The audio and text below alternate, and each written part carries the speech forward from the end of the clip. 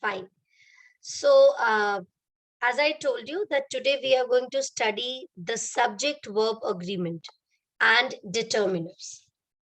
So basically what subject-verb agreement is, I just told you that a balanced situation between the subject and the verb, that what kind of subject will be considered and how it is going to be considered while applying a verb to it. We know that verb has a singular verb and a plural verb, right? Singular verb means where we add s to the verb, like walks, sings, dances, writes. And plural verb is where we don't add s or es to the verb, right? So moving to the first rule. Okay, rule number 1. Two or more subjects joined by and. We all know that and is a connector. You know that? Fine. So the first very simple rule says that when two or more subjects are combined together with the verb and, with the connector and, the subject is considered to be plural. Okay? Like Jan, Joan, and Bob. So Jan, Joan, and Bob, these three are three different subjects and they are combined together with the connector and. Fine. So we will consider the subject as plural and we have taken the verb plural. We have not added s to it. I hope the rule number 1 is clear. You all are going to write the rule and one example. Keep on writing. Second rule. If the subject is modified by the word each or every, now listen carefully, stop writing and look on the screen. The second rule and the first rule, it may confuse you. Like in the first rule, we have studied that when the subject is combined with and, it becomes plural. But in the second rule, again, the subject is combined with and, but each or every is added in the beginning of the subject. So when we add each or every to the beginning of the subject, we don't use the rule of and. We ignore the use of and we apply the use of each. Okay, each. So here, when we add each, then doesn't matter whether the subject is combined with and or not, it will remain singular. Okay, so we have just studied that in the first rule, if the two or more subjects are combined together with and, it becomes plural. But when the same subjects are combined with and, but it is preceded with each, it is considered as singular verb. Okay, there is no change in the verb. Right? Moving to the third part. The third rule says, if plural subjects are joined by or, nor, so let's talk about either. Okay, either, neither, not only, but also. So whenever there is compound connector used and two subjects are there, and we have to decide the verb, then we are going to see the closest subject to the verb. We will observe the verb which is close to the, we'll observe the subject which is close to the verb. We'll not observe the subject which is far, but we'll observe the subject close to the verb. This will happen in the case when we are using either or, neither or, not but. Okay, so as you can see in the example, the closest subject is a singular, so we have written the singular verb. In the second example, the closest subject is plural, so we have used the plural verb.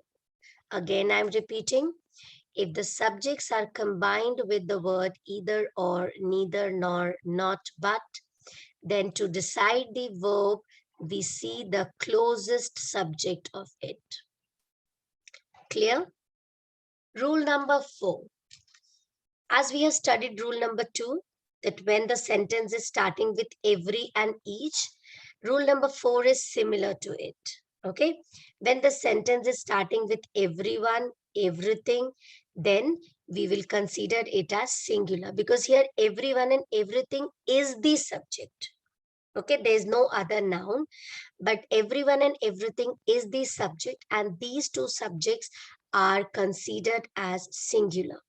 So we have taken the verb singular where we have added s to it. Moving to rule number 5. Now see, rule number 5 and 6 are somehow similar, but there is a big difference. First of all, in both the example, the mother duck with all of her little ducklings walked to the store. Some of the students are gone. So in both these sentences, you will see we have phrasal word. We have phrasal part. Okay. Here also we have a phrasal part that I have put in the bracket. And here also we have the phrasal part that I have put in the bracket. So what is the difference? The difference is that here in rule number 5, there is one another subject in the beginning of the sentence, that is the mother duck. And this subject is singular. So when we will talk about this kind of sentence, we will ignore the phrasal part. Although you can see in the phrasal part, ducklings is a plural, but we will not consider this. We will ignore it. To decide the verb form, we will consider the subject in the beginning of the sentence. I hope it's clear. But in rule number 6, because there is no specific subject in the beginning, but we have the word some, we can also have the word all, half, none, most, part. So when these kind of words are used in the place of the subject, then we decide our verb with the subject in the phrase. So in rule number 5, we have ignored the phrase, but in rule number 6, our verb will be decided by observing the phrase only. Okay, because some, half, none, most cannot decide the number. Okay, so you can see students, it's a plural. So we have taken are, a plural verb. Cake is a singular, and we have taken is a singular verb. Is it clear? Now, moving to rule number 7. Very easy, very, very easy. And the rule is about the collective noun. We all know that a group of noun, when it is in a collection, we specifically name it. Like all the members in the family, they are considered in family. If there are different people in a group, we name it as a group, committee, class, army, troop. Okay, so all the collective nouns are considered as singular. Although we know that in one collective noun, there are more than two nouns. Fine. But we will not consider it as plural, but all the collective nouns are considered as singular. So we have taken the singular verb. Okay, class? Moving to the next one, rule number 8. Now you might have seen that there are some words which generally seems to be plural, isn't it? Like economics, because S is there, so it seems like economics is a plural word, like mumps, measles, news, mathematics. So these are the words which already have S at the back of these words, but they are singular only. We never consider them as plural. Doesn't matter whether it ends with S, but it is a singular subject. Like economics is her favorite subject. Mathematics is difficult for me. So these words have S, but they are considered to be singular. Okay. Moving to rule number 9. I hope rule number till 8 is clear. Rule number 9 is number. Okay, whenever the subject is in numeric form, okay, like it can be a time, distance, money, weight. So whenever the subject is in the numeric form, it will always considered as singular. Doesn't matter how many number is there, like it is 10 pounds.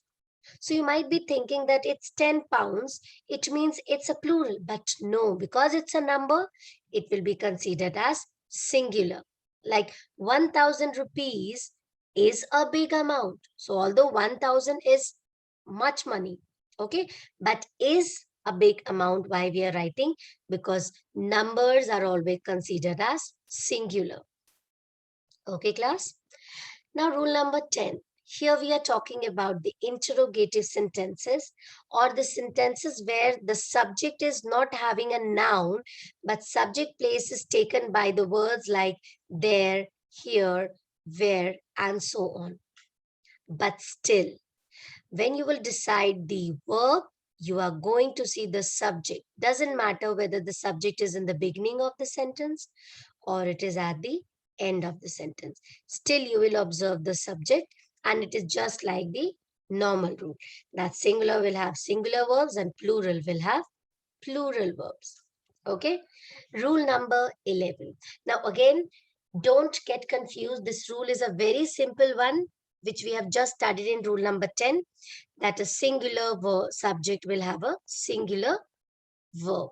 Okay, but you can see here with the singular subject, we have used the superlative degree of adjective, that is EST, the best. Okay, so that seems that it's a singular, and with the singular, we are going to add is. Okay, class, the most important type of rule, or you can say the most important rule, is of gerund.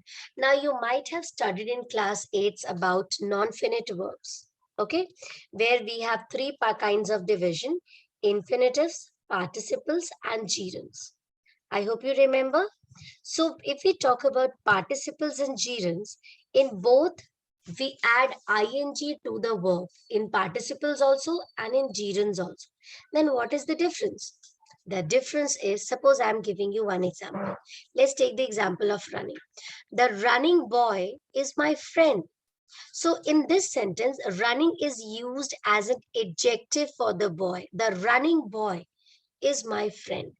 Okay, so running is used as an adjective. So whenever verb with ing is working as an adjective, it is considered as participle. Okay, and whenever verb with ing is working as a subject, running with duck is my favorite sport. So here it's a subject. So whenever verb with ing is working as a subject, it is known as gerunds. Okay, so the rule will go just like rule number 11 or 10, that if one gerund is there, it will be considered as singular. And when two gerunds are combined with the connector and, it will be considered as plural, just like rule number 1. And the last rule is when we are adding the words who, that, which. Okay, now these three words are added after the subject. But when you decide the verb, you ignore who, that, which, and you consider the subject itself. Okay, the girl who eats. So here girls is a plural. So we have written here eat. Okay, and here girl is a singular. So we have written eats. Is it clear? I hope all the 13 rules of subject-verb agreement would have been clear to you all. Okay, and we will talk about the determiners in the next class.